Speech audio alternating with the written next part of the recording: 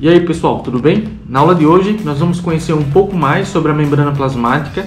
No nosso último vídeo sobre esse tema, nós aprendemos sobre as estruturas que formam a membrana. Hoje nós vamos conhecer um pouco mais sobre as funcionalidades da membrana plasmática, no que se refere principalmente ao transporte mediado por vesículas e também os transportes que acontecem com gasto energético ou sem gasto energético. Se você ainda não entende esse assunto, permaneça nesse vídeo. Meu nome é Fagner e vocês estão conectados nos Doutores Incríveis.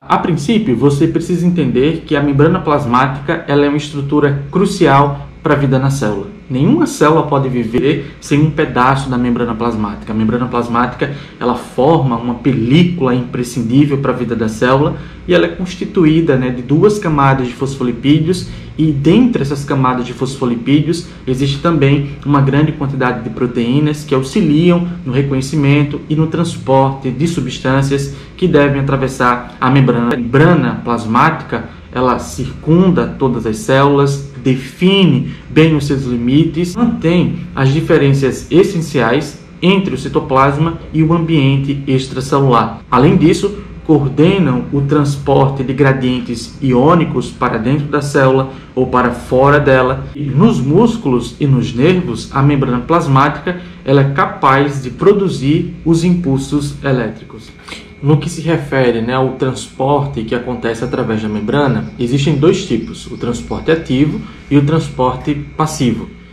O transporte ativo ele funciona com gasto energético, então geralmente as células elas utilizam energia para transportar substâncias através da membrana. O transporte passivo ele não acontece com gasto energético, portanto a demanda de ATP ela não é necessária para executar alguns tipos de transportes de alguns tipos de solutos. No transporte passivo não há gasto energético. Então, a célula, para transportar substâncias através da membrana, seja para fora da célula ou seja para dentro dela, não há consumo de ATP.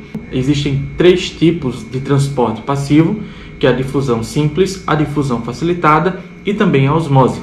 Na difusão simples e na difusão facilitada, as substâncias, os solutos, eles podem se difundir através da membrana livremente ou através de proteínas que já existam na membrana, conhecidas como proteínas transportadoras. No caso da osmose, ela é também um transporte passivo, mas não são solutos que atravessam a membrana, mas sim o solvente ou até mesmo a água. Então, a passagem de água através da membrana semipermeável do meio menos concentrado para o meio mais concentrado, nós chamamos de osmose. O processo de difusão simples ele é um processo passivo que ocorre sem gasto energético, onde solutos vão atravessar a membrana do meio mais concentrado, hipertônico, para o meio menos concentrado, que nós chamamos de hipotônico.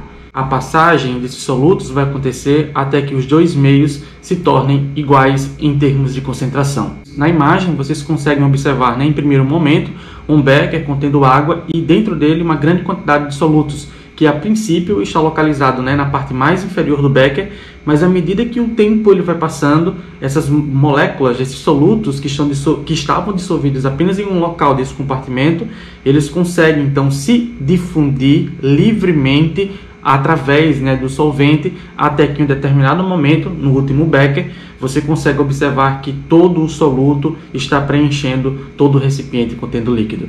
Então, dessa forma que as células utilizam para transportar oxigênio e dióxido de carbono. Portanto, gases como oxigênio, eles conseguem atravessar a membrana livremente apenas a partir do gradiente de concentração. Já na difusão facilitada, proteínas, aminoácidos ou até mesmo a glicose pode atravessar a membrana a favor do gradiente de concentração, mas para que isso aconteça é necessário que alguns grupos de proteínas que estão localizados na membrana plasmática auxiliem nesse processo. Essas proteínas nós chamamos de permeases. Como vocês conseguem observar na imagem, fora da célula tem uma grande quantidade de soluto e essas proteínas que estão presentes na membrana auxiliam no transporte de substâncias do meio hipertônico para o meio hipotônico que está dentro da célula. E finalmente a osmose, que é um outro processo passivo, onde a água agora é que vai ser passada de um ambiente menos concentrado para um ambiente mais concentrado, a fim de que se iguale as concentrações. Então cuidado aí para não errar e não confundir. Na difusão simples e na difusão facilitada, era o soluto que passava através da membrana, com ou sem a ajuda das proteínas de membrana plasmática. Na osmose, não é soluto, e sim o solvente que passa através de um gradiente de concentração. Então, a célula ela pode perder água ou pode ganhar água, a depender do ambiente onde ela é colocada. A osmose ela é um processo que acontece quase que diariamente no nosso dia, quando a gente está preparando, portanto, uma salada, em que a gente coloca sal sobre os vegetais. Depois de um tempo, se você for observar, vai ver que todos os vegetais murcharam. E por qual motivo aconteceu isso? Simplesmente porque o ambiente externo estava rico em sal e então as células vegetais perderam água para o ambiente externo. Da mesma forma, as nossas células, as células dos animais, elas também podem sofrer osmose e, consequentemente, podem ganhar água ou receber água a depender do meio em que foram colocadas. Vejamos um exemplo. Na imagem, vocês estão observando um becker que está separado por uma membrana semipermeável que imita a membrana plasmática. Observe que um dos lados ele contém uma diferença de concentração muito inferior à concentração de soluto que está presente no outro lado. Então eu tenho aí uma solução hipertônica e uma solução hipotônica separado por uma membrana semipermeável. Observe que a água ela sairá da solução hipotônica para a solução hipertônica, a fim de que as duas soluções elas fiquem iguais em relação à concentração de solutos. Então, sabendo agora que a célula ela pode perder água ou ganhar água a partir do ambiente onde ela se encontra, e se eu colocar uma célula animal em um meio hipotônico, o que acontece? E se eu pegar a célula e colocar ela no meio hipertônico, o que acontece? E em último momento, se eu pegar essa célula e colocar no meio isotônico, o que vai acontecer? Você pode deixar o seu comentário aqui embaixo e eu vou tentar corrigir se for possível. Então, tenta imaginar aí o que acontece com a célula nessas três situações. E, finalmente, além desses processos que acontecem através da membrana, algumas células elas podem englobar determinados tipos de partículas que podem ser sólidas ou podem ser líquidas. A esse tipo de englobamento nós conhecemos como endocitose. Se essas partículas elas forem sólidas, nós vamos chamar o processo de fagocitose. E se as partículas elas forem líquidas, nós chamamos de pinocitose. Portanto, há o englobamento de partículas sólidas por fagocitose e o englobamento de partículas líquidas por pinocitose.